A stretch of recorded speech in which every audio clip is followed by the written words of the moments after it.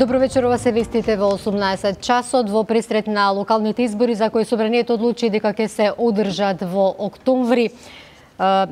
Подигнати се тензиите во најавата на референдуми за локални теми. Во Ново Село денеска беше прекината седницата на Советот по барањето за референдум на невладина организација за рудникот Тиловица. Градоначалникот забрани снимање на седницата на Советот. По денешниот инцидент екипите поднесоа представки и реакција до Агенцијата за медиуми, Советот за етика и ЗНМ.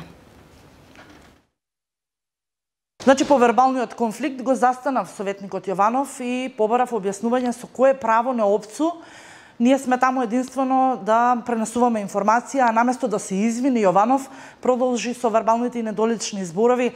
На тој начин бев спречена да ја вршам новинарската професија. Ја исклучив камерата.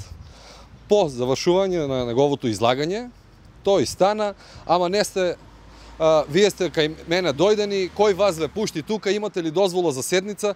И викам, бе, седницата е јавна. Не знам каква дозвола треба, ние сме медиум, во интерес на граѓаните. И тука тој стана, ја прекина седницата, председателке, излегуваме, еден од советниците ја опсу колешката. Не опсу нас, со погредни зборови во множина. Тензично беше денеска и во Дебарца. Партиите настапија со жестоки препукувања околу најавениот референдум за депонијата смртни закани, добивал градоначалникот на Дебарца. Наместо одлука за референдум за изградба на депонијата во Дебарца, смртни закани по животот на градоначалникот и политички препукувања, симпатизери на СДСМ упатиле смртни закани до Трајковски, а советниците во градскиот совет се караа едни за референдум, други за декларација против регионалната депонија. Градоначалникот уште лани испратил допис до Министерството за животна средина во кој јасно кажал дека во Дебарца нема соодветна локација за депонија. Јас како градоначалник кажувам дека на територијата на општина Дебарца нема соодветна локација за изградба на депонија. Според ова сакам да укажам дека Игор Трајковски во изминатиот период, сега и во идниот период ќе ги застапува интересите на граѓаните на Дебарца, без разлика на нивната политичка провиненција. Наместо конструктивни одлуки, политички кавги за дневниот ред, пошто советниците на СДСМ ја напуштија седницата, председателот на Советот повика на политичка зрелост и најави нова седница. На почетокот на седницата советничките групи се впуштија во кампања, барајќи значи измена на дневниот ред. Него поддржуваме проектот за изградба на регионална депонија, поготово значи во општина Дебарца. Дебарчани гледаат политика и во одлуката на Министерството за животна средина, кој избра 9 локации во општина Дебарца и 4 во Кичево како соодветни за изградба на регионалната депонија. И Иванов повика владата да го објави договорот со Бугарија. Џафери размислува за итната седница, Скопје и Софија ги пеглаат деталите за посетата на Борисов. За Косово и УНЕСКО Милов за драго, лути сме, повтори Дачик. За Прохорпчински вели, Иринеј се прашувал. За Тирана се уште сме фирон, но Бушати тврди, меѓу нас нема отворени прашања.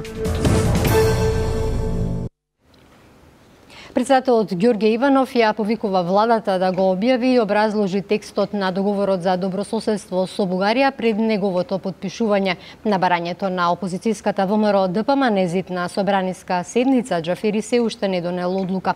Деталите околу посетата на бугарската владина делегација предводена од премиерот Бојко Борисов за Илинден, за кога се очекува и најавеното потпишување на договорот за добрососедство, се уште се прецизираат меѓу владите во Скопје и Атина, изјавија за Канал 5 од македонската влада. Владата да го објави и образложи текстот на договорот за добрососедство со Бугарија пред да биде подпишан, бара председателот Ѓорѓе Иванов, кој смета дека нетранспарентноста околу договорот предизвика загриженост која може да се надмине со објавување на документот. Председателот Иванов потенцира дека секогаш треба да се имаат предвид националните и државните интереси на Република Македонија и дека кој било меѓудржавен договор не смее да биде на штета на македонските национални интереси, се вели во соопштение од кабинетот на Иванов.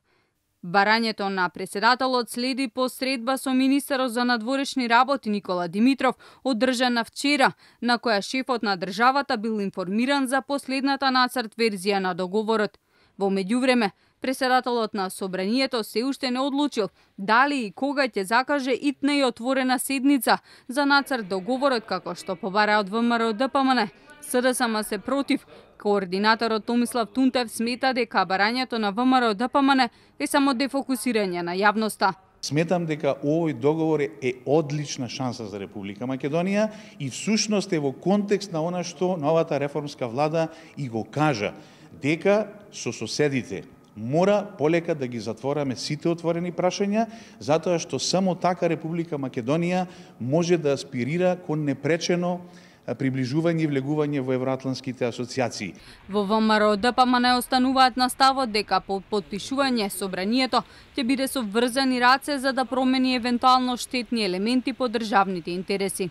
Ние сакаме македонско-бугарскиот договор да биде дебатиран во Собранието пред да се потпише, додека има време да се подобри текстот.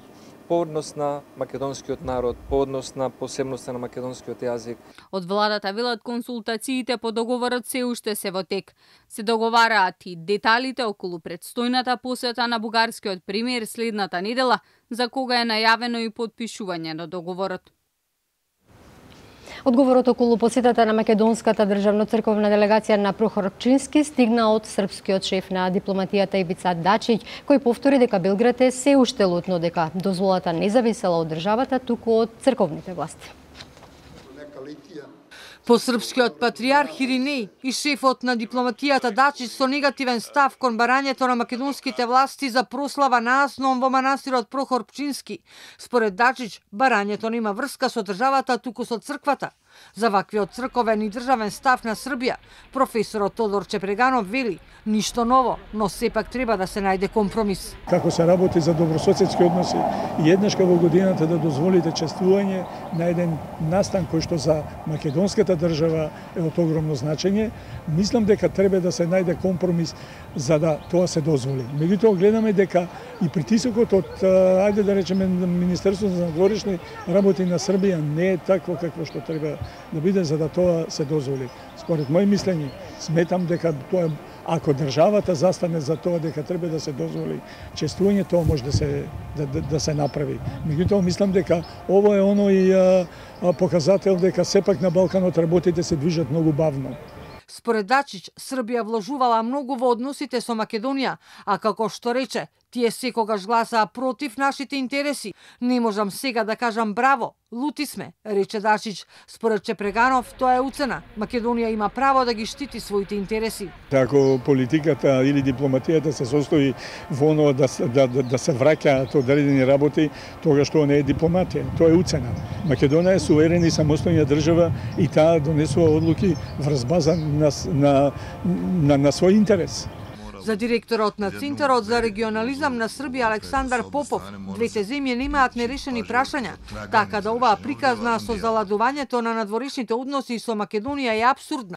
Ниту признавањето на независноста на Косово, ниту тоа што Македонија гласаше за членство на Косово и Метохија во УНЕСКО, не се причина за заладување, бидејќи тоа се работи кои се случија пред 2 и повеќе години. Сето тоа го направи претходната влада, со која српските власти имаат добри односи, рече Попов. Од владата вела дека и денеска до нив нема стигнато официјален одговор од српските власти, дали може македонска делегација да го прослави Асном во манастирот Прохор Пчински. Заедничка владина седница меѓу Македонија и Албанија договорија двајцата министри за надворешни работи Никола Димитров и Дитмир Бушати.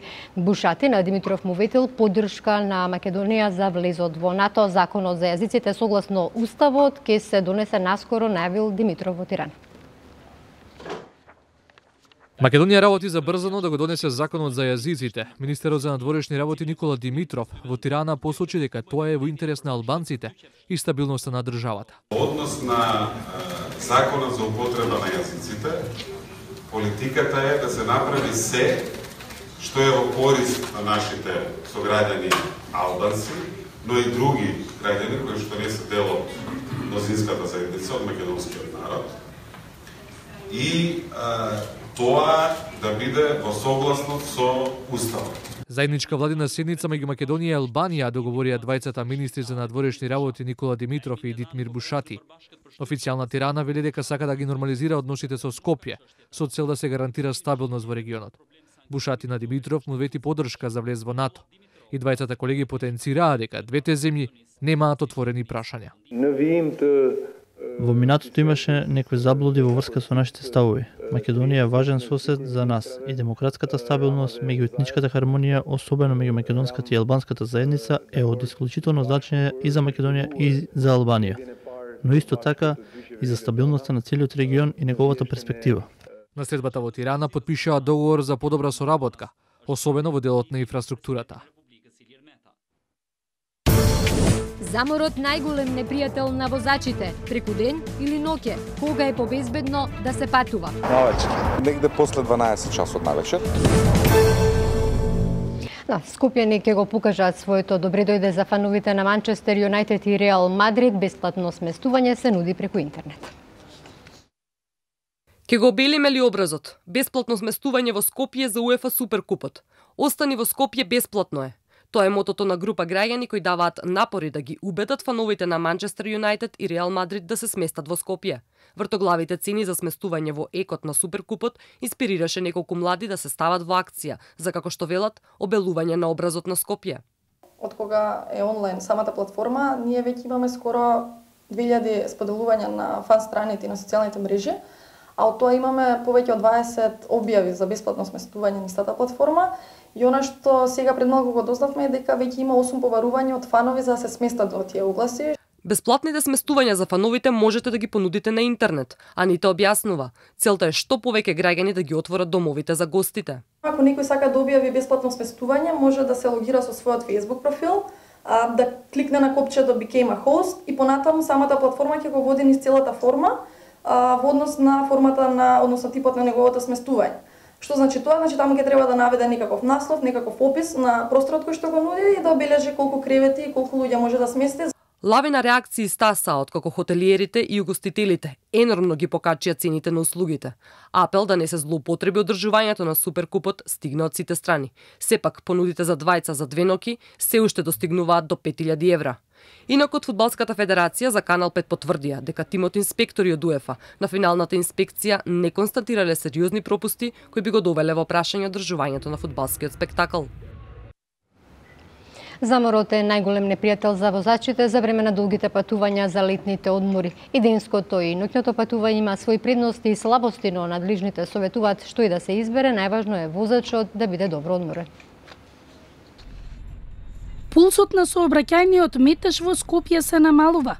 По долгите топли денови, крајот на јули и почетокот на август секогаш најбарани термини за одмор. Од РСПСП со совети за патување без проблеми. Граѓаните најчесто сакаат да патуваат ноќе. Рецепт прво треба да бидат добро одморени возачите. Најдобро е да биде и совозачот возач. Да бидат добро одморени, добро наспани и најдобро по мене патување негде после 12 часот навечер, зависи од релацијата. Биде тогаш претходно може и да се фати подобар сон, да биде посвеж возачот. Навечер. Зошто? Поладно. Затоа. Претходно спивате, имате некој рецепт како? Не, ништо. Доколку го одберете дневното патување, имате предност што видливоста е поголема и секако е добра за возачите кои имаат послаб вид. Бидете внимателни со клима уредите. Температурната разлика да не е поголема од 7 степени. Поголем проблем во дневното возење се камионите. Имајте трпение во возењето, се вели во извештајот. Од Републичкиот совет за безбедност при возењето со совете доколку тргнете ноќе. Одморот е најважен.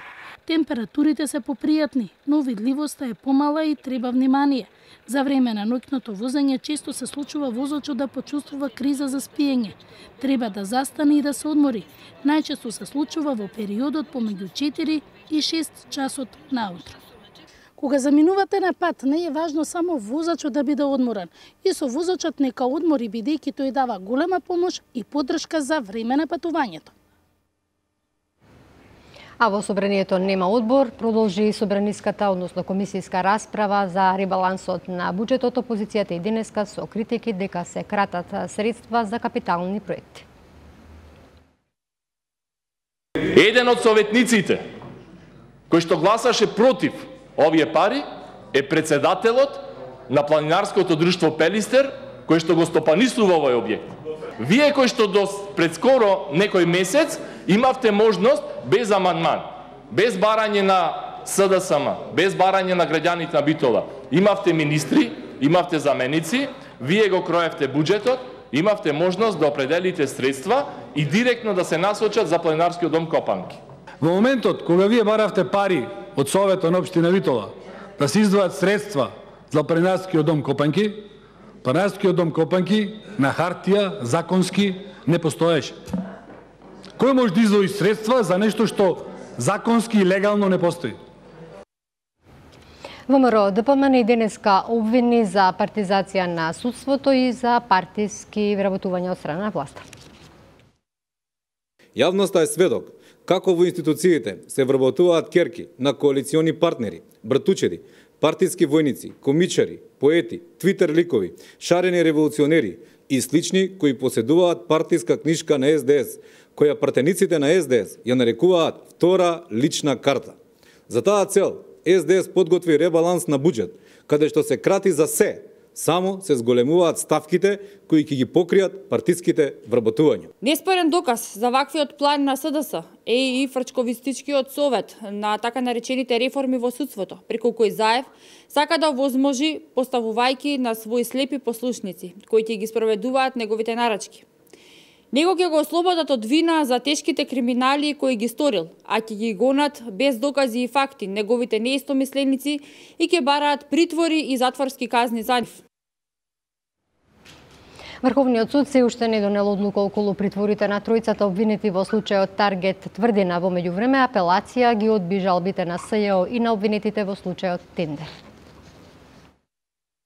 Врховниот суд не одлучи за притворите на тројцата екс-функционери од Управата за безбедност и контраразузнавање. Во највисокиот суд оптимизам дека одлука ќе има утре. Предметот во Врховен беше комплетиран вчера, но председателот на судот Јовав Ангеловски во телефонски разговор за Канал 5 рече дека поради процесни грешки во материјалите, расправата ќе продолжи утре. Решението за притвор од 30 дена на Груевски, Акимовски и Бошковски го донесе апелациониот суд, откако специјалното јавно обвинителство се жалеше на одлуката на кривичниот суд кој им ги одзеде само пасошите. Тројцата се обвинети во предметот Таргет Тврдина за незаконско прислушување телефонски броеви преку системите на управата и за уништување на опремата. Од специјалното обвинителство очекуваат Врховен да ја потврди одлуката за притвор за да се спречи евентуално влијание врз сведоци или бегство. Очекувам да заврши позитивно како што предложи специјалното обвинителство по овие мерки. Во меѓувреме, апелационите судии ги одбија жалбите на СЈО и на обвинетите за случајот Тендери. Според одлуката, обвинетата Канчевска Милевска останува и без притвор и без пасошот. За нејзе, како и за уште две обвинети, останаа да важат мерките за предпазливост од кривичниот суд. Тие еднаш неделно ќе треба да се јавуваат во судот. Инаку од опозицијската ВМРО ДПМН негодуваат на судските одлуки. СЈО под политичка палка на СДС гони стотина лица од ВМРО ДПМН. Никој од ВМРО ДПМН не ја обструира правдата затоа што нема ниту едно сторено кривично дело. Обвинетите досега на јавните седници во апелација гарантираа дека нема да се дадат во бегство, а тврдеа дека не се чувствуваат виновни. Од СДСМ денеска го прозваа градоначалникот на Скопски аеродром Ивица Коневски дека зад наводното бесплатно продуцирање и емитување на рекламите за неговата кампања стои размена на услуги од која, како што тврдат, профитирал Коневски на штета на граѓаните и општината. Дали е вистина дека добил контра услуги од компанија на сметка за добивање поволности при издавање на овој базен? По трет пат прашуваме, зошто јавно не ги објавува имињата на фирмите и медиумите кои наводно бесплатно го рекламираат. Граѓаните мора да ја знаат вистината за оваа кампања. Затоа поднесовме барање да се објават договорите со кои се регулирани односите за изработување на рекламни спотови и нивно емитување. Ќе запреме практиката на ВМРО ДПМН да го злоупотребува јавниот имот за лични и партиски интереси, а на штета на граѓаните. Аеродром нема потрошено ниту еден денар од буџетот за рекламирање на својата работа и за рекламирање на проектите. Актуелната промотивна кампања на општина Аеродром е целосно бесплатна и медиумите имаат јасно назначено дека емитувањата се бесплатни. Стои во реакцијата. Од општината го повика кандидатот на СДСМ наместо да држи пресконференции, да ги повика државните органи кои се под нивна палка веќе неколку месеци да дојдат во општината и да се уверат во транспарентноста и законитоста на работењето на општината.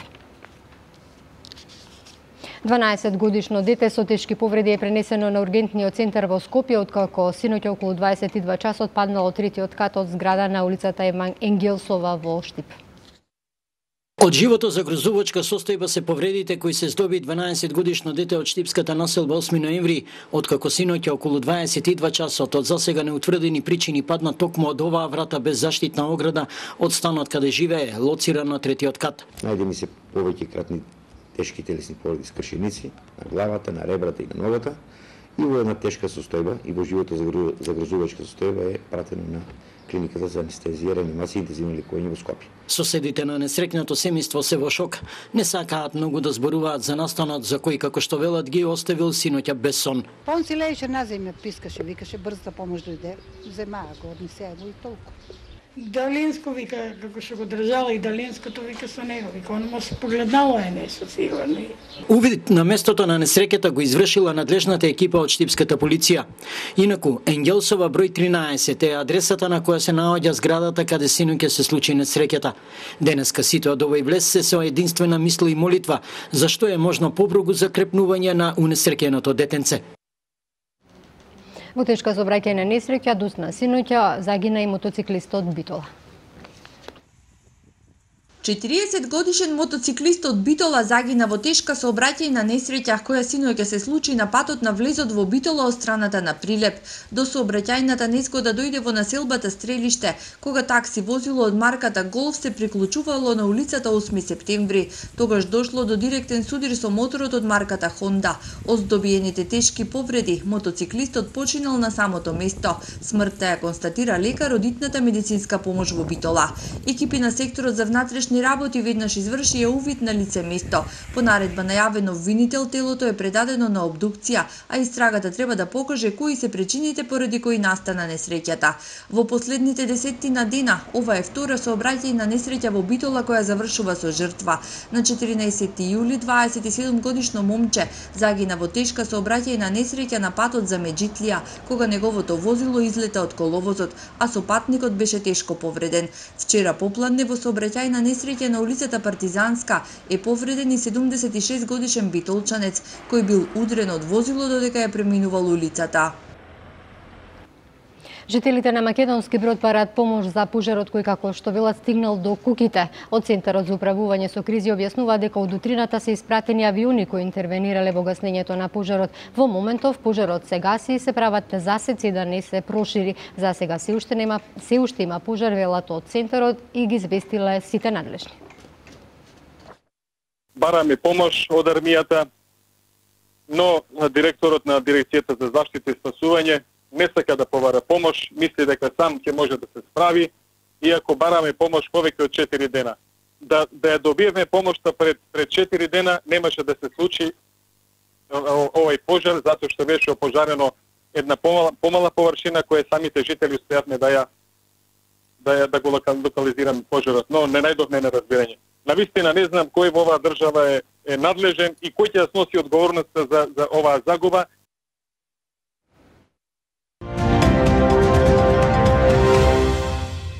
Од светот, Шибенско-книнската полиција притворила 51-годишна жена поради сомнеж дека минатата недела намерно предизвикала 7 пожари на подрачјето Дубрава кај Шибеник. Полицијата утврдила дека жената намерно подметнала пожари на имоти на мештаните. Таа ќе одговара за ризикување на живот и имот, за што може да добие до 5 години затвор. Ширењето на пожарите било спречено како резултат на самоорганизација на мештаните и полицијата.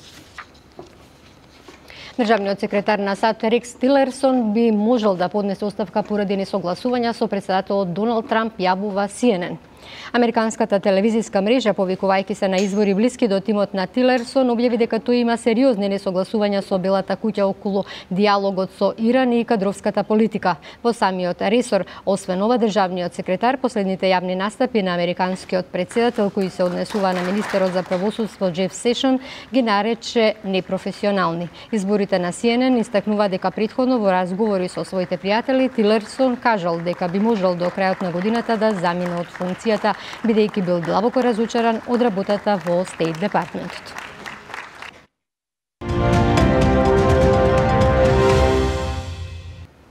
Тероризмот е глобална закана во светот. Заканите од исламскиот радикализам присутни се и на регионот на Балканот. Како Македонија се справува со овие предизвици, колку сме ние имуни на овие закани? Во само вистина Мирјана Трпчевска дебатира со нејзините гости. Мира, повели. Така, Бети, ниту една земја во светот, ниту една населена територија, па вклучително и Република Македонија, не може да биде имуна на тероризмот, нити на тие поготово појавни форми на модерниот тероризам, кои што е тешко да се предвидат, а најмалку пак да се превенираат. Токму на тероризмот во светлото на најновиот извештај на Стейт департментот за состојбата со тероризмот во 2016 година, ќе посветиме и денешната самовистина со моите денешни гости, универзитетскиот професор Златко Кесковски од Факултетот за безбедност ни доаѓа. Добар ден, Кесковски, благодарам што ја прифативте поканата. И Филип Стојковски од Think Tank организацијата Аналитика, еден помлад господин кој подолго време се бави со истражување на полето на безбедноста и заканите од модерниот тероризам. Благодарам и вие што ја прифативте поканата. Господи, кои земји од регионот може да се сметаат за колевки на тероризмот? Балканов воопшто спаѓа до црвена зона. Условно, црвена зона е како извор на создавање на радикални структури е Босна, која што е историски гледано наназад во овие последни 25 години, е создател на една голема бројка на извоз, би рекол, на радикален ислам, кој што во суштина во овој момент на територијата на Босна и Херцеговина дури и действуваат, односно екзистираат енклави кои што го продуцираат тој радикален ислам, и тоа е општо познато дека по завршувањето, односно текот на југословенскиот конфликт, или тој во почетоците на 90-тите години, се создаде една структура на радикален ислам во Босна, која што понатаму во суштина наназад гледано голема бројка, значи дури и не постои голем терористички акт познат во изминатите 25 години, кој што се случил на територија општо во светот, значи каде е првенствено исламскиот радикализам како појдовна точка, дури и не постојат акти каде што не учествуваат државјани на Босна и Херцеговина или луѓе кои што поседуваат државјани, меѓутоа не живеат таму, меѓутоа се државјани по некој основ на Босна и Херцеговина. Ова се извешта и на Стейт департментот, извешта и се на повеќе аналитички структури безбедносни од Соединетите Американски држави, и тој еден извор, ако го видиме како Босна и Херцеговина, согласно движењата на луѓето, нели, по териториите на екс-Југославија, по Санџаскиот регион, Косовскиот регион, нели, до Република Македонија, Албанија, дел на јужна, ова на северна Грција, дел од јужниот дел на Србија. Тоа се тие територии со таа црвена линија што рековте. Црвената зона која што во суштина продуцира радикален ислам и создава кадри кои што во принцип и учествуваат досега во терористичките акти, меѓутоа учествуваат и во действијата на ИСИС. Ако ги земеме бројките визави популацијата, значи да речеме негде од овој регион над 2000 учесници имаат во борбите на страната на ИСИС, а бројките покажуваат дека овој регион е околу 10 милиони до 12 милиони луѓе. Истата бројка ја кореспондира со Франција, која што Франција е неќе над 60 милиони луѓе, и тука ќе дојдете од прилика зашто е и нотиран на бројката на Стейт департментот, бидејќи срцето на Босна, на Европа во суштина е извор на радикален ислам и не од сега, него тоа е во безбедносна служба. А посебно на Балканот. Стојковски, што мислите вие? Еве, дали го делите мислењето? Кесковски навести дека прво е Босна и Херцеговина, еве, како земја која што е најголем продуктор, ако можам така да кажам, на екстремниот ислам. Па добро. Што велат вашите анализи? До негде, значи има логика во тоа што го кажа. Едно време повеќе прстот порано се вперуваше во Косово и во Албанија. Знаете како, сите држави во регионот продуцира во последно време, да кажеме, странски борци кои што учествува во војната во Сирија и Ирак. Од Македонија имаме скоро 200 луѓе отидени, од Косово и Албанија Косово има некои 300, Албанија има околу 150, од Босна и Херцеговина има 300 и нешто, но мора да се земе во предвид дека да, постои значи голема популација во регионот и дека до сега значи во нашите истражувања уште не сме се огледале колку значи од тие што отишле да се борат во Сирија и Ирак, отишле поради некои, да кажеме, религиозни побуди или колку некои отидени на почетокот од војната имаше што отидоа во солидарност, да кажеме, со сириското население во борба против Асад. А има некои за пари тоа што го прават? Па во нашите истражувања не сме се огледали за сега нешто за финансиски. Значи имаше на почетокот беше таа, значи на база на солидарност, кога отидоа голем број на луѓе, значи да се борат против режимот на Асад и после вториот последователен бран што почна негде 2014 на кај 2015, може да се каже дека поише беше на база на екстремизам. Сега ние во моментов истражуваме, значи правиме истражување на таа тема, така што пробуваме да ги откриеме причините зашто, да кажеме, луѓето во Република Македонија пред се го правиме истражувањето, значи се одлучува да се приклучат на некои такви формации. Зашто рековте околу 200 луѓе до сега има од Македонија? Па, од прилика толку се. И пробуваме да се гледаме кои се причините. Зашто нели тие луѓе се одлучиле да прифатат некои екстремистички идеи. Значи, дали постои некои идеолошки причини, дали се причините, како што спомнавте, некои социоекономски. И многу е важно да се направи едно истражување, да се дознае што конкретно е, значи, причината зашто е резултирало со појавата на странски борци и, да кажеме, потенцијални терористи. Затоа што само доколку ги знаеме причините, ние можеме да направиме како држава еден добар одговор, зашто доколку не се знае зашто, државата не може да договори со мерки, да кажеме, за намалување на таа радикализација. Додека не се постави правилната дијагноза, не може да се најде лек. Апсолутно, исто како на лекар, да отидете мора да се види што е, така. Она што загрижува во извештајот, последниот извештај на State Departmentот за состојбата со тероризмот во 2016 година, што тој евидентира дека постојат појавни форми на припадници и членови и симпатизери на ИСИС во Република Македонија и во целиот регион, но она што повеќе загрижува според мене е оценката дека во Република Македонија има слаба стратегија и екипираност на тие служби за да одговорат на некоја можна терористичка значи, вака, видите, акција. Ако зборуваме за тероризмот кој ќе појавен во последните 25 години или исламскиот радикализам, идејата, односно причината зашто се приклучиле кон ИСИС е јасна. Значи, јасна е од причини што можда одредена бројка или процент кој што е во принцип минимален, може да има одредени девијации ради X причини. Меѓутоа, основната идеја и цел е поддржување на исламскиот радикализам. Зашто ви го зборам? Значи, зашто Босна ви ја кажав? Затоа што Босна е после 90-тите години е прво движење појавено во Европа, кои што предизвикуваат јасно видливи муџахедински движења, значи кои што прокламират муџахедински движења. Ви имате на маршот 95-та година на босанската армија имате марширање на муџахединска единица. Ние може да дискутираме сега, ако го земеме ИСИС, единствено како форма на појава на тероризам. Меѓутоа ИСИС има своја генеза. Има и други, точно. Не може ИСИС да се појави од небо, значи има генеза. Пред ИСИС беше Ал-Каеда. Меѓутоа ИСИС како сметате форма... дека ИСИС од Ал-Каеда настана? Не, формата видите се, ИСИС самата по себе, заедно со Боко Харам е во тероризмот имат девијација. Зашто? Тие се први две форми кои што завземаат територии. Претходно ниедна терористичка организација не завземаше територии.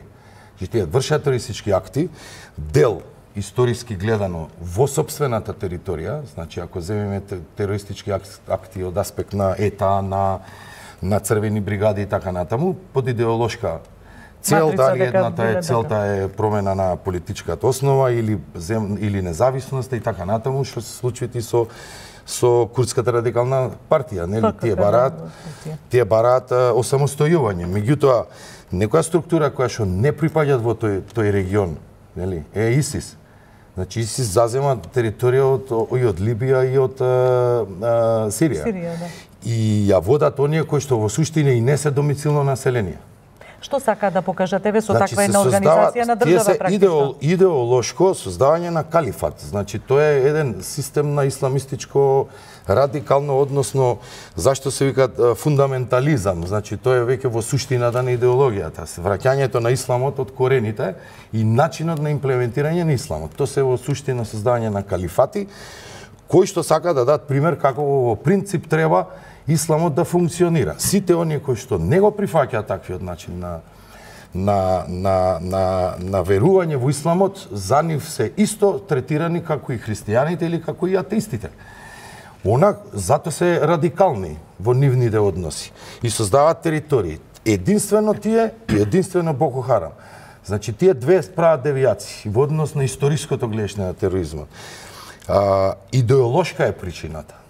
Зошто е тешко да се борите преку нив, бидејќи видите, инаку не би имало регрутни центри. Значи ние имаме овде две акции во Македонија, нели Келија 1, Келија 2, па имаше дури Келија 3 кој што разбива регрутни центри. Регрутните центри и тука, па дури во Европа се единствено врз основа на радикалниот ислам, односно задојување на пониската социјална структура.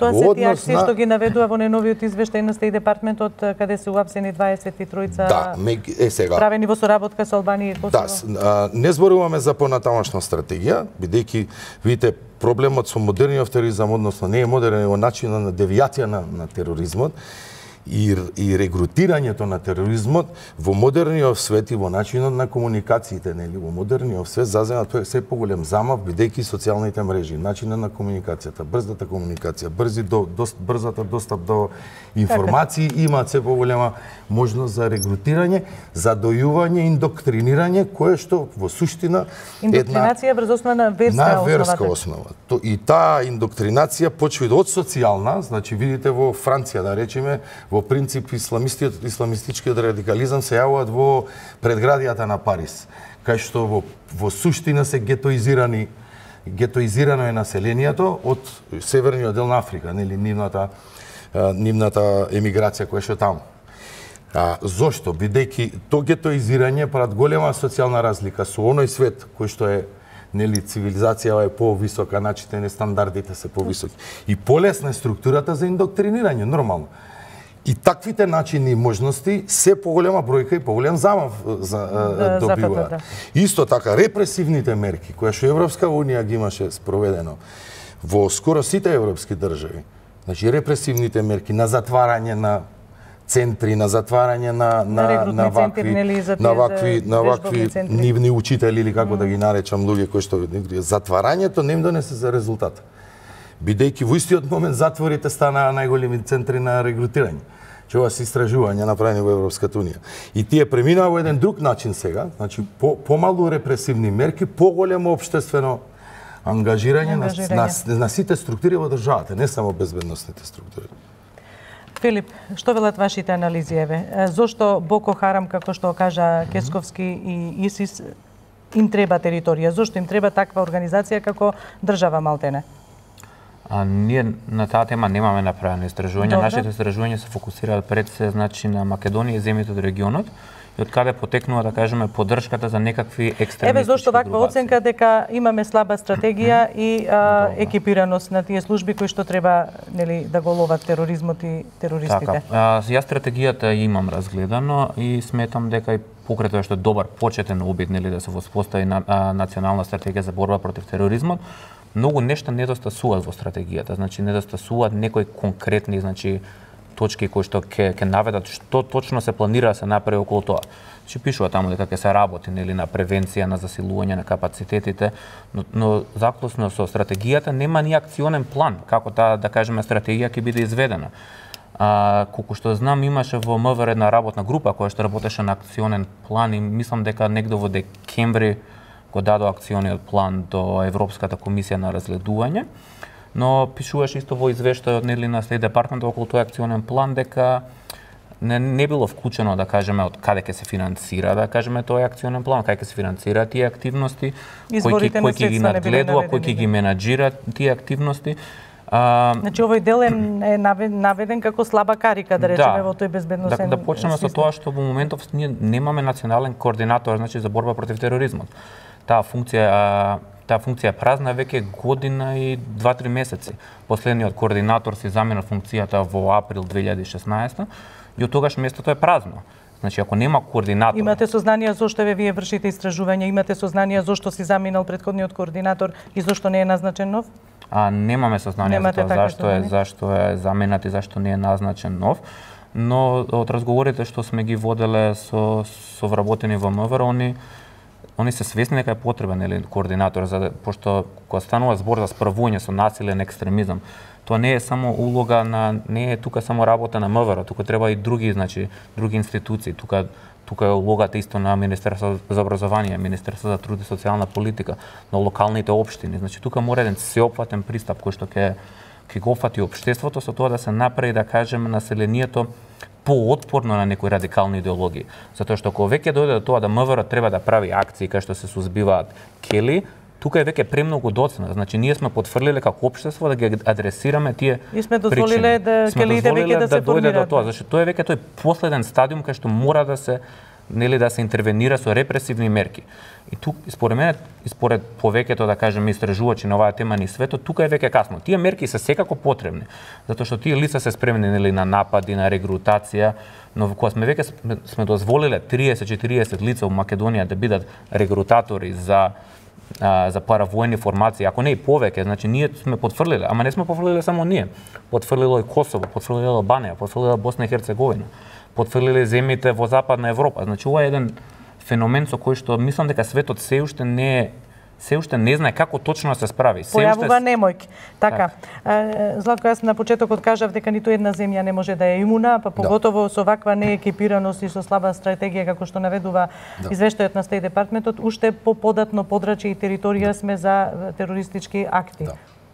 Како да се излезе во пресвет и да се прекине ваквата ситуација? Институциите може да направат стратегија и да почнат да ја имплементираат, меѓутоа таа стратегија треба да излезе вон институциите, што е еден многу важен аспект.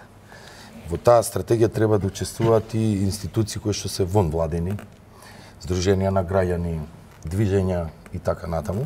Пред се мислам на верските заедници и оние прокламатори на верските... Сметате треба и тие да бидат вклучени во вклучени, кои што имаат големо влијание, бидејќи видите во овој начин ако зборуваме точно за исламскиот радикализам, дури исламската верска заедница има проблеми во сопствените редови, би рекол, условно, така, имаше една-две џами каде што се одржува. Секако бидејќи не само таму, ние пак ќе ви објаснам дека треба да вовлечеме онај дел на искуство од Босна и Херцеговина. Во Босна и Херцеговина таа борба во исламската верска заедница со два водачи во овој момент е многу голема. Значи ако видиме што се случи таму, треба бидејќи Босна е поголема територија во ваква смисла, ние треба во микро да видиме овде што би се случило.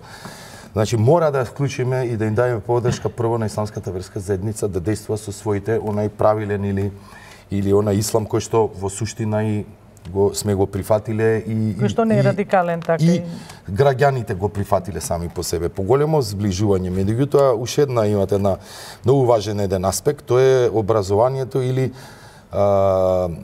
едуцирањето на граѓаните воопшто. Значи што се согласувате со Стојковски и тој наведе дека што треба да МВР како институција или владата или таа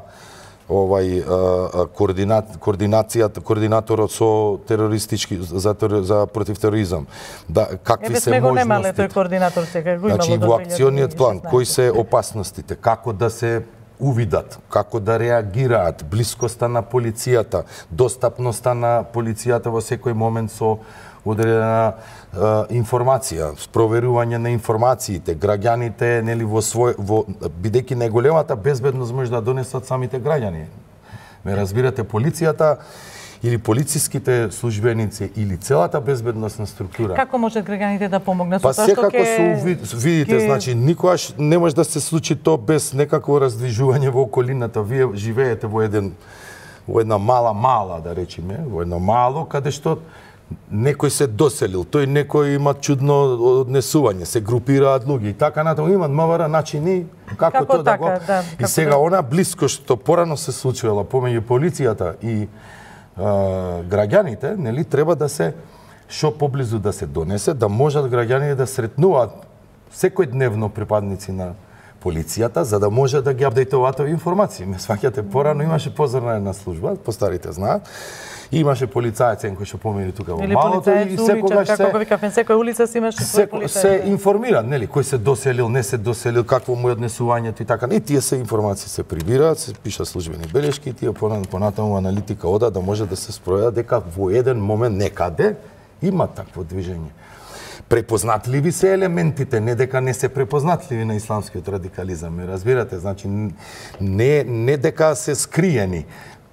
Можат да се увидат и граѓаните, самата заштита на општеството треба да направиме граѓаните, ние.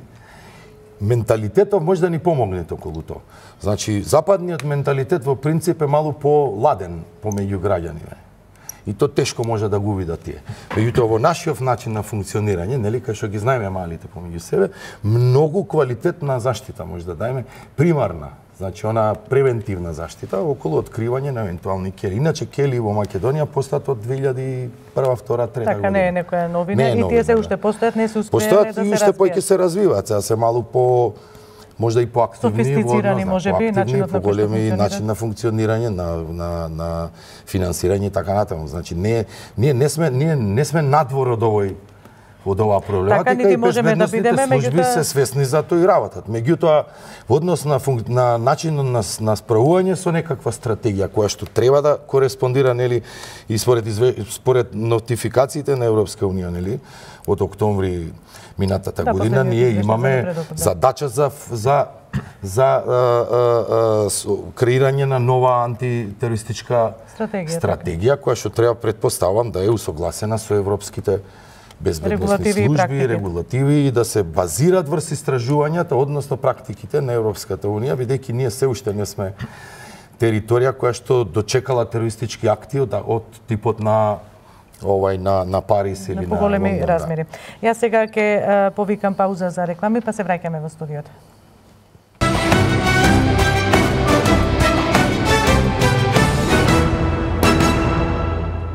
Почитувани, се враќаме во студиото, продолжуваме со денешното издание на Самовистина, разговараме за тероризмот, за сите негови појавни форми, за оној модерен тероризам кој што не може нити да се предвиди, нити пак да се превенира. Мои гости, како што најавив и претходно, се универзитетскиот професор Златко Кесковски од Факултетот за безбедност и господинот Филип Стојковски од Think Tank организацијата Аналитика. Претходно, Стојковски, сакам да продолжам со вас. Господинот Кесковски назначи дека има кели на екстремисти, фундаменталисти, исламисти во Република Македонија. Дали вие располагате со такви сознанија? И што е она што вие го истражувате околу нивното постоење? Знаете како, според тоа што го согледуваме, многу може да се види од социјалните мрежи. Да кажеме, до акцијата Келија 1 и Келија 2 имаше многу присутна екстремистичка пропаганда на YouTube, на Facebook, на Twitter и така натаму. Значи, после тие неколку полициски акции можеме да видиме... Што имаше во таа пропаганда? Повици нешто за... Имаше повици за приклучување на војната во Сирија, повици за извршување напади кај што може да се направат, за регрутација и така натаму. Значи, генерално имаше доста пропаганда која што беше насилна во својот карактер. Ние кога гледаме за екстремистичка пропаганда, не гледаме, значи, дали е тоа некој поконзервативна форма на верување. Тоа и покрај тоа што кажеме на луѓе од секуларна држава има можеби нејасно и страшно, тоа не треба ги застрашува. Значи застрашувачки кога станува збор, кога се повикува веќе на насилство. Значи тука преминуваме границата, значи према екстремизам. Пред тоа се да кажеме поконзервативни некои верувања, тука мора да се биде многу внимателен да се разграничи.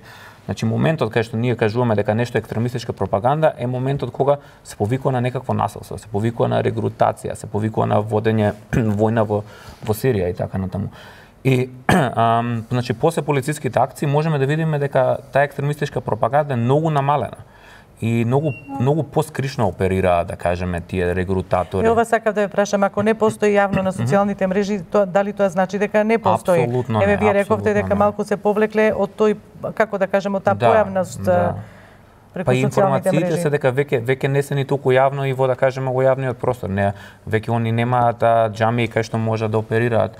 И тоа го прават најчесто, да кажеме, скришно кај некого дома, кај некого подрум, кај у некое кафе. Значи, Дали сте истражувале дали имаат поддршка од населението? Да, имаме направено истражување на таа тема. Мислам, се уште е во тек, но генерално можам да ви кажам дека населението, поголемиот дел од нив не ги поддржува и напротив баш се плаши од нивната појава. И многу често можеме да видиме дека смета дека институциите не превземаат доволно за да се спречи таа појава.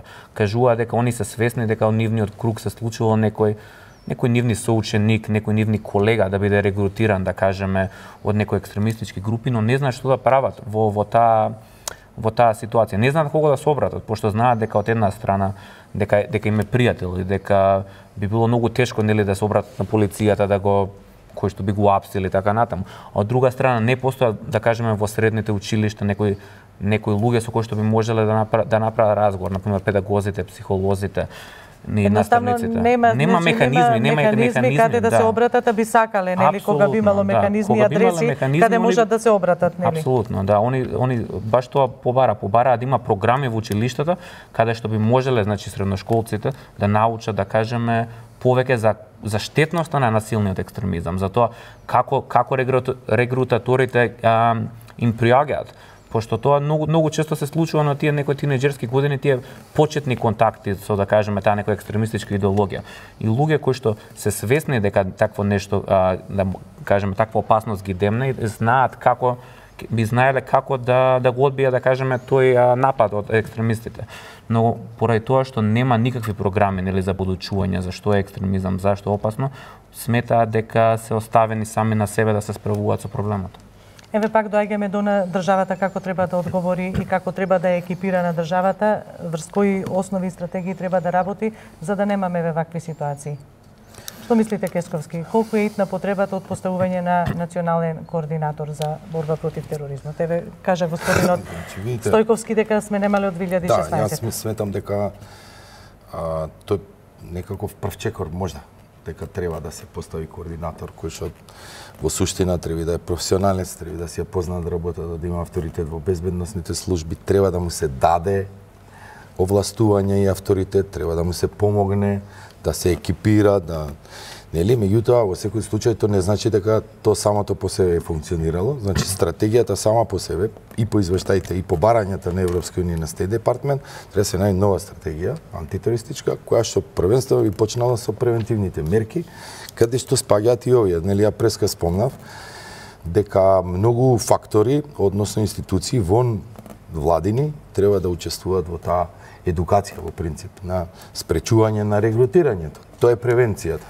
Вториот момент е препознавање на евентуалните регрутатори или центри на регрутација или центри на индоктринација на дел од населението. Па понатаму се мерките безбедносни кои што треба да следуваат, нели, околу разбивање на евентуалната појава. Келиите се нормална појава не само кај нас, тие постојат секаде во светот, во помала и поголема бројка, зависно од порозноста прво на безбедносните служби и второ зависно од популацијата која што може да ја тој овој систем или начин да го спроведат. Она што е интересно и зашто, да речеме, во ваквите истражувања се појавуваат вакви резултати е тоа што во суштина тероризмот во терористичките организации во последните неколку години се изолираа од модерните технологии. Значи додека одат на се попримитивни, да, така? Значи ова е еден чекор наназад во последните 3 или 4 години. Пропагандата водат онаму каде што можат и од тие причини се случуваат и големи терористички акти. Значи големите терористички акти во принцип се случуваат заради пропаганда. нели покривање на мас медиумите и затоа се одбираат онакви да внесат немир, страф. Немир, страф, меѓутоа и да се чуе, да се слушни за нивната активност, барања и така натаму. И во тоа помагаат мас медиумите секако. И се одбираат држави и позиции и центри онаму каде што ќе привлечат поголемо внимание. Сега, кога ќе го земеме ние во обзир терористички акт кој што се случил во Париз и терористички акт ако би се случил во, не знаме, во Сараево, нема да привлечи исто внимание на мас медиумите. И од тие причини тие одбираат. Така, они веројатно и настаните, предпоставувам, ги бираат и ги бираат. Значи, меѓутоа, што се случи? Комуникацијата помеѓу нив, помеѓу келиите нивни или добивањето на сите оние информации како треба да действуваат, е сведено од максимално искористување на технологијата, сега е спуштена на едно или две нива подолу. Значи, комуникацијата веќе не име во технолошки... Значи, обратно пропорционално се движи. Од тие причини разузнавачките служби се спуштија сега полека еден степен подолу и почнува да функционираат во таа претходниот процес, односно се помалу користат технолошки, модерни технолошки. Да, повелете. Јас апсолутно не се слагам со тоа дека не користат технологија, туку научија како да ја користат, научија како да бидат чекор пред разузнавачките служби, научија дека колку свесни се дека на Facebook и на Twitter нели ги демнат разузнавачките служби, они најдоа други механизми, они најдоа да кажеме за што зборуваат, дали за пропаганда или за извршување на акти. И за пропаганда и за извршување. Не е истото. Ама апсолутно, значи нападот што беше извршен во Париз, голем дел од значи пораките што ги добиваат беше користена енкриптирана значи порака преку мобилни телефони. Добро. Значи тоа се значи апликации кои што постојат и кои што се многу тешко да се пратат.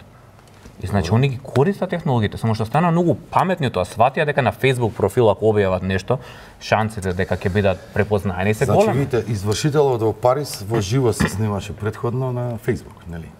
Меѓутоа тие се последниот. Меѓутоа тие се случаи индивидуални. Што значи тоа? Да речеме го случајот во Соединените американски држави последниот. Значи ви имате слипер кој што дошол, узел жена, се женал во Саудиска Арабија, дошол пред 5 години или 15 години во Америка. Неговите соседи воопшто не знаат дека тој ствари е индоктриниран.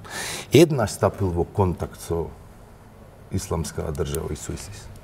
И завршил со контакт. Тоа било доволно, да. Да, меѓутоа, значи начинот на извршување и на комуникацијата меѓу келиите во суштина се сведе еден чекор поназад. Ова не ви го зборам ја од истражувачки, него од практични причини. И она не е базирано на факти, според мене. Базирано е врз начин на функционирање на безбедносните служби, затоа што не значи, ние збориме за напаѓачи самотници кои што немаат потреба да се координираат, он си го прави тоа на своја рака. Ама некој го активирал. Не. Апсолутно, не мора никој да го активира. Значи, они на своја рака се одлучуваат дека тие се слипери кои што претходно се индоктринирани. Значи, тие се викаат слипери во безбедносни служби. Знам што е слипер, ама не се слипери. И претходно се индоктринирани и дај им задача во еден одреден момент да извршат терористички акт, кога тие сметаат дека треба да се... Ма тоа се ова што го зборувавте дека можат и сами, значи отсуствува и команда, отсуствува наредба. Значи, затоа се викаат слипери, ама што не е точно одговорите? Ама значи тоа не се значи, они не се под никаква дирекција да кажеме на централното раководство никој. Они тоа го прават апсолутно. Дали ме се слушавте што реков јас ствари? Да, вие кажавте дека добиваат некоја наредба да чекаат 5-6 години и да направат напад. Што не е точно, они многу често воопшто немаат контакт со регрутатори. Единствен контакт што има да кажеме на тие напаѓачите имаше во Америка, ако збориме за тие Сан Бернардино, единствен контакт му било преку социјални медиуми што видел. И значи он си одлучил дека тоа е негова агенда. А сопругата која му е? Еве, можда вие знаете подобро од нас и од разузнавачките служби во Америка. Кажете ни.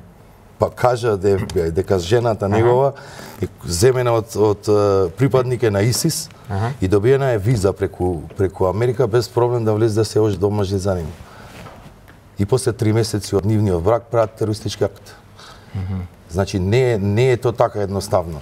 Слипери ти видите, значи имаш слипери кои што се припадници индоктринирани и се инфилтрираат во општеството. И така инфилтрирани во општеството во одреден момент, затоа се вика слипер. Во одреден момент кога тоа е потребно, ќе се разбуди, затоа е слипер, спие, и во одреден момент ќе се разбуди и изврши терористички акт. Индоктринацијата индивидуална и извршување на акти индивидуални Тоа е индивидуално радикализирање, значи не се припадници на келии. Значи ти се два различни системи. Дали имаме индоктринација на келиите и движењето и функционирањето на келиите и тие келии регрутираат. Другото е индоктринирање. Значи, гледање на, не знам, на пратење на Facebook, на YouTube, на одредени пропагандни материјали кои што него собствено сам по себе го радикализираат. Сите оние кои што во суштина се радикализирани во регрутни центри се веќе регрутирани. Значи, да се два системи, не е еден систем. Не може да го ставите во еден систем. Келијата создава 20. Ма не вие рековте дека не постојат само доктринирани. Како може да не постои само индоктринација? Тоа го рековте пред 2 минути. Не знам зашто. Не сме се разбрали најверојатно. Значи, ја не реков дека не може да не постојат. Прво вака, имате претходно го објаснав дека индоктринацијата се случи преку социјални мрежи, преку начин на функционирање, гледање на видеа, информацијата на мас медиумите околу. Така и Стратфор има една анализа. Што се случи повикувањето на калифати и така натаму, и тоа е само индоктринација. И тоа бројката затоа е тешко да се разбијат, бидејќи може да имат автоиндоктринација. И тие се тешките за разбивање.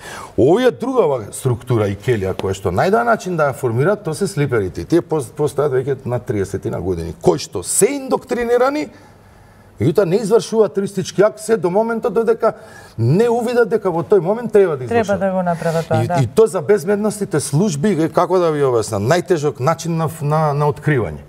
Најполесниот начин е директната комуникација. Ако има директна комуникација, тогаш ќе послаба таа, нели, покревка е комуникацијата. Може да се пресретне, може со агентура и со технологија. Меѓутоа, ако индоктринирам пред 10 години, инволвирам во општество и во еден момент прави терористички акт, или помладава генерација се индоктринираат преку социјални мрежи или преку одредени, не мора да се тие мрежи Facebook или Twitter, може да се да има и други социјални мрежи, јасно.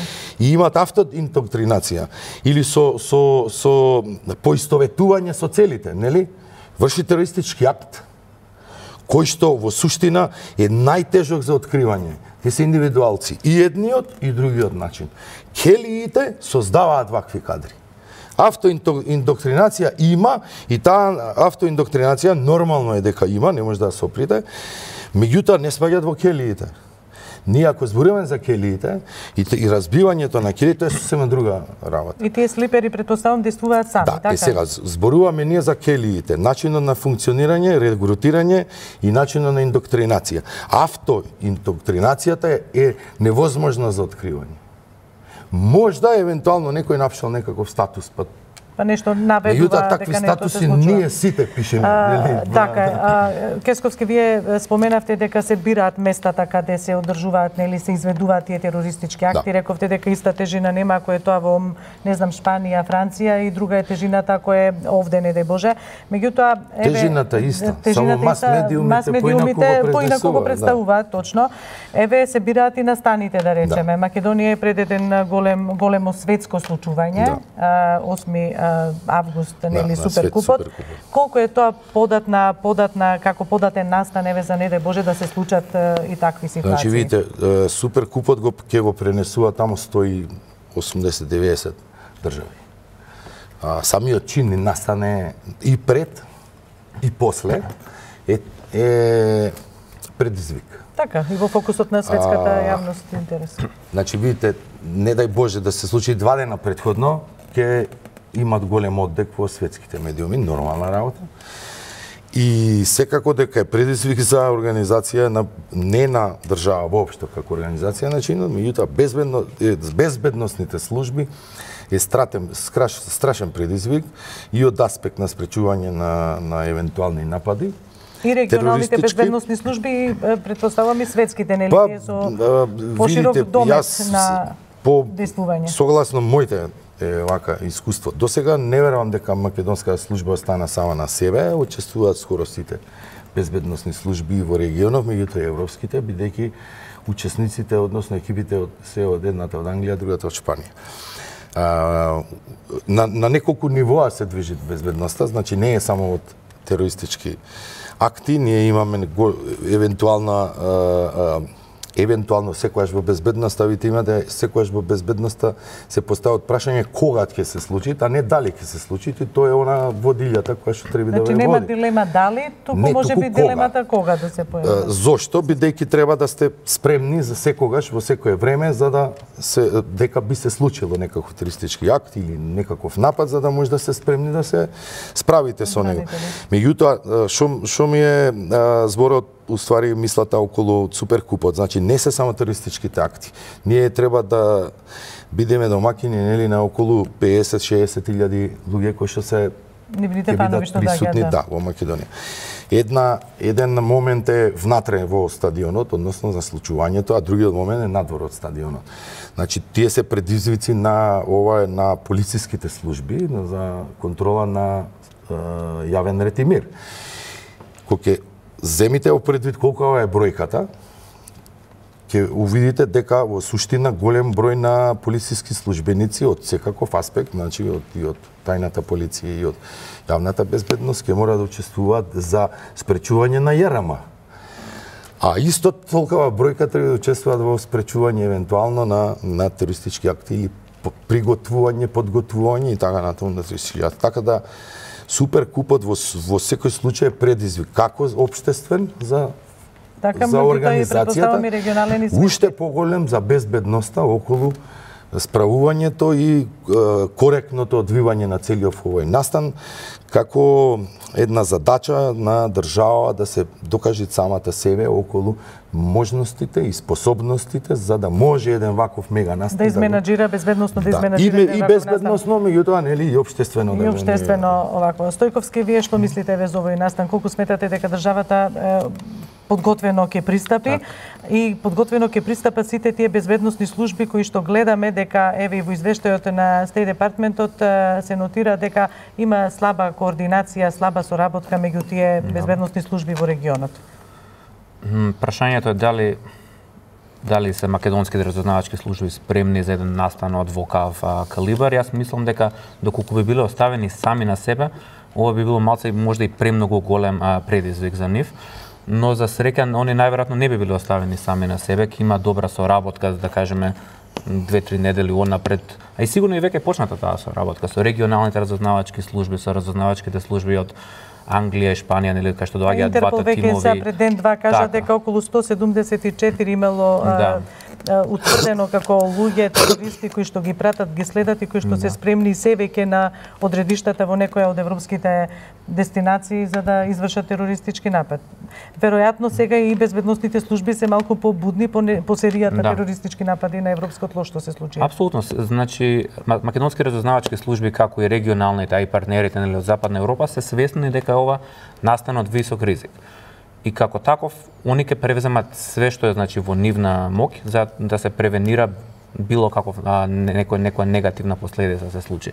Сметам дека би требало да бидат на ниво на задачата македонските разузнавачки служби заедно со партнерите од регионот како и нели Западна Европа и дека не би требало да се случат поголеми инциденти. Секако може да постојат нели нарушувања на јавниот ред и мир како некои тепачки меѓу навивачите, пошто свесни сме дека тоа многу тешко се превенира. Кога збориме за 30-40 илјади луѓе под дејство на алкохол, секогаш може да се случи нели некакво минимално нарушување на јавниот ред и мир. Такво нарушување не е од овој тип евентуално што нормално не е сакува никој да се случи. Секако дека може да си го постават како цел, да кажеме екстремистите од регионот, но би требало значи да биде многу тешко да они да може да осварат таа цел токму за време на овој суперкуп, поради тоа што нели безбедносните мерки ќе бидат до сега невидени, да кажеме, за македонските простори.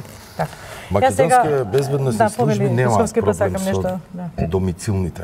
Значи, до сега е докажано во изминатиот период. Ние спремни се службите, ги познаваат во принцип своите можности, капацитети и раздвижувањата за домицилно зборам население.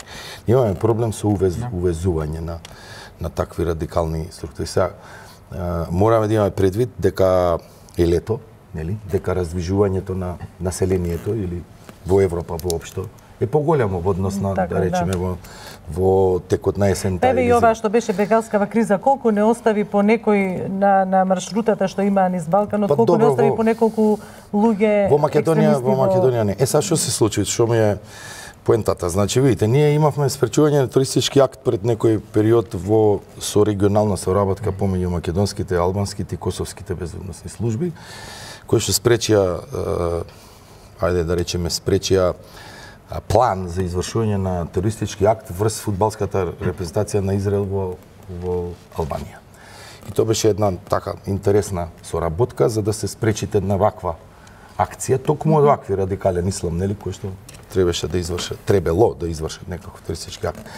Така да во овој изминатиот период, претпоставувам, мислам, во суштина, во начинот на действување, сигурен сум дека безбедносните служби во регионов одоколу, особено помеѓу Македонија, Албанија, Косово, Босна и Херцеговина, Црна Гора, Србија и така натаму учествуваат во организацијата, односно во спречувањето. Повторно ќе кажам, раздвижувањето на населението, на европското население во овој период, нели, на годината е уште поголемо. И потешки се предизвиците. Македонија не верувам дека Европската унија ќе остави или НАТО да се одржи овај суперкуп во Македонија без тие да учествуваат во заштита на сопствените граѓани, бидејќи видите 30.000, 40.000 ќе бидат шпанци и британци. Така да, меѓутоа во секој случај пак ќе повторам, македонска служба нема проблем со домицилно население, имаме проблем од увоз. Тој увоз е проблем да се превенират, односно да се контролират, па така да границите ќе бидат побезбедни и мислам дека ќе спомените све во најдобар ред, верувам во тоа. Така и сите очекуваме и посакуваме. Нормално ја потекувам од службите и сакам да ви све во најдобар ред. Еве вака, сега имам едно прашање, јас ќе го поставив, меѓутоа ете и да ги анимираме и граѓаните и оние што не следат на социјалните мрежи Facebook и Twitter. Дејан Николовски еден од нив, он постави прашање од каде терористите набавуваат оружје кога тоа е строго контролирано од полициите во светот. Еве, околу оружјето до кое што доаѓаат терористите. Значи, вака се... И финансирањето на тие мрежи. Добро, ова прашање во принцип би го ставиле како во една форма на теорија на заговор, нели? Видите, оружје и трговијата со оружје, и тоа е еден огромен степен на организиран криминал, кој што функционираат секаде во светот, знаеме. Не слушаме за пресечени канали на оружје, на дрога, на све, меѓутоа и натаму гледаме дека, иако и тоа предпоставам тешко да се контролира. Видите, движењето на оружјето е нелегален бизнис. И треба да тргнете од аспект на бизнис. Државите учествуваат во поединечно во продажба на оружје. Одредени сакајќи да се ослободат од старото оружје, се продаваат, нели, преку одредени канали. Ова е сосема една друга тема. Меѓутоа, во секој случај, тие канали од легални слегуваат во првото колено, второ, трето и четврто колено, слегуваат понатаму да бидат во рацете на вакви служби. Сега, во одредени случаи, има случаи, наназад во историјава, се покажале дека одредени држави имаат интерес да направат дестабилизација на одреден регион, дестабилизација на држава, правејќи терористички акти и нестабилност за економски цели, за политички цели, за влијание и така натаму, и им даваат можност и достап до оружје, до финансии, до оружје и така натаму.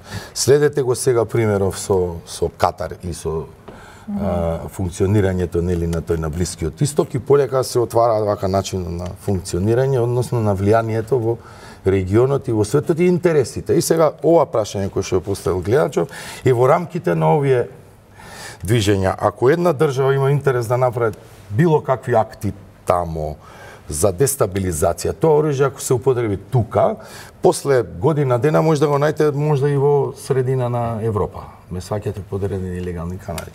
Така да во еден момент едно пуштено оружје некаде илегално, тоа може да стигне и во Америка утре подредени канали. Значи да стигне и како легално да биде представено. Во принцип како се наоѓаат во интерес на нечија држава е тоа. Така. Стојковски, вие нешто имате да додадете на овој план околу оружјето? Имаше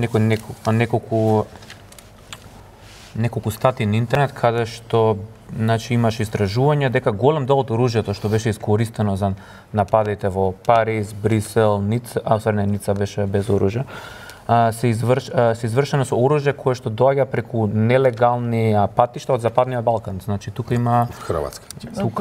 Тука има групи, значи, од организиран криминал кои што значи продаваат оружје. А до тука откаде дошло тоа оружје? Па има многу оружје, не има многу оружје останато тука. Ние уште не сме расчистиле со оружјето, конфликтите од 90-тите. Има постои уште доста оружје. И значи многу често тие групи организиран криминал, они го продаваат на други групи што се бават со организиран криминал во Франција, во Белгија, Велика Британија и така натаму. И значи намената не била да стигне во раците на екстремисти, но екстремистите понатаму го купуваат од организиран криминал во нивните држави, како што се нели Франција и Белгија. Значи намерата не била да стигне во нивни раце, но сепак на крајот од денот понуда и побарувачка, значи организиран криминал. На пазар кога одите, кумпири кога купувате, бизнес интереси. Бизнес интереси. Јас на крајот имам уште 3 минути до крајот на емисијата, сакам да прочитам дел од анализата на американската компанија за стратегиски анализи Стратфор. Денеска дојдов до неа околу улогата на мас медиумите и вели тероризмот не може да постои без практично тие комуникации преку нели современите форми на медиуми. Вика еве еден дел од таа значи стратегија со заобиколување на чуварите на традиционалните медиуми се смета на весниците на телевизиите. Терористите сега може директно да му се обратат на населението користејќи канали на социјалните медиуми, веб сајтови и други електронски изданија, како што се веб магазините. Вие споменате Стојковски за тие криптирани нели пораки, се изучил дури и таков јазик како да се допре до нели оние групи, целни групи, таргет групи што се поставени. Да, значи постојат начини на кои што они можат улогата и на медиумите и со тоа да завршиме. Да, значи постојат начини на кои што може таа онлайн пропаганда нели да биде подзаскриена. Значи ние на интернетот кога бараме да кажеме на Google и така натаму, ние гледаме околу 3-4% од интернетот. Понатаму постојат и на англиски се вика тоа deep web. Deep web значи на места кои што многу е тешко да се откријат тие страници воопшто дека постојат поради тоа што користат како прокси сервери, користат понатаму енкрипција на податоците што ги трансферираат и еднос имаат начин како нивната пропаганда доаѓа од едно место до друго. Сега во Македонија морам да споменам дека постои пропаганда онлайн се уште, значи на YouTube, на Facebook, на Twitter, пропаганда која што не е симната од тие мрежи. Ние во рамките на еден проект ја пријавивме таа пропаганда до надлежните тимови. Со вакви криптирани пораки? Не, јавно достапна пропаганда, например на YouTube видео каде што повикува на луѓето од Балканот да се приклучат на војната во Сирија и Ирак. И сега ние имаме пријавено доста таа пропаганда до релевантните тимови на нели Twitter, Facebook, YouTube, пошто они имаат тимови кои што работат на отстранување таква пропаганда, но веќе се пројдени неколку месеци како ние ги испративме тие барања. И тие значи пропагандни видеа и материјали се уште постојат. И значи многу е тешко да се отстранат тие. Рековте сте алармирале пред неколку месеци, а тие се уште ги гледаме на YouTube. Постојат, да. Господине Кесковски, што ќе кажете? Видите, мас медиумите, апропо прашањето, мас медиумите имаат голема улога. И тоа е она што во суштина нас и не штети индиректно како територија. Сега ќе ви дам еден прост пример. Значи, во исто време беше извршен напад во Франција и во Кенија, мислече, не? Во Франција мас медиумите пренесуваат 24 часа вести. Аналитичко гледање, на лице место, разговори, па се собра председатели и така натаму, 24 сата, скоро сите мас медиуми. Од друга страна, во исто време, овај настан не го пренесе никој. Се даде многу мал публицитет.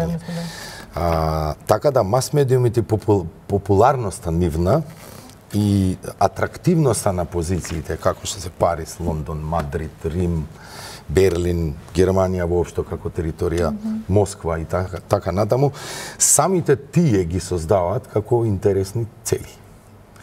Иако се третира тоа како напад на врз западната цивилизација.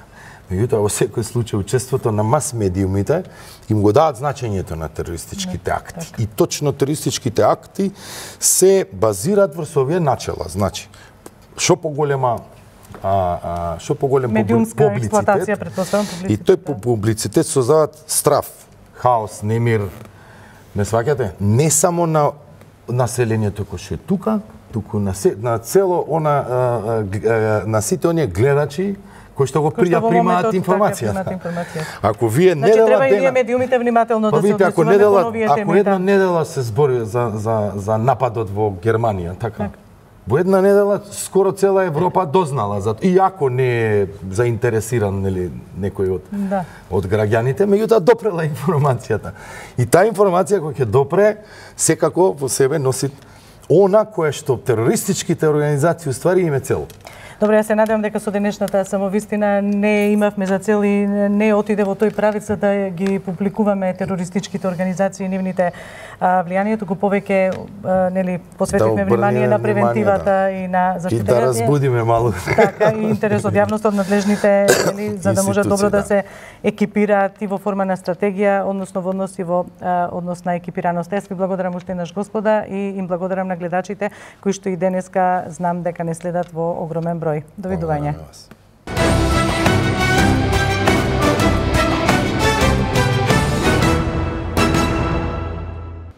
Владата од попладнето одржува седница на чиј дневен ред се информации поврзани со санирањето на последиците од породите дождови во Ресенско и во Тетовско. На дневен ред на владината седница и предлог одлуката за утврдување на стратешки приоритети на владата во 2018. Се очекува да бидат донесени неопходни одлуки во пресрет на активностите предвидени со војната вежба Драгон Гардијан околу влегувањето и престојувањето на војска на САД на територијата на Република Македонија заради учество во заедничката вежба.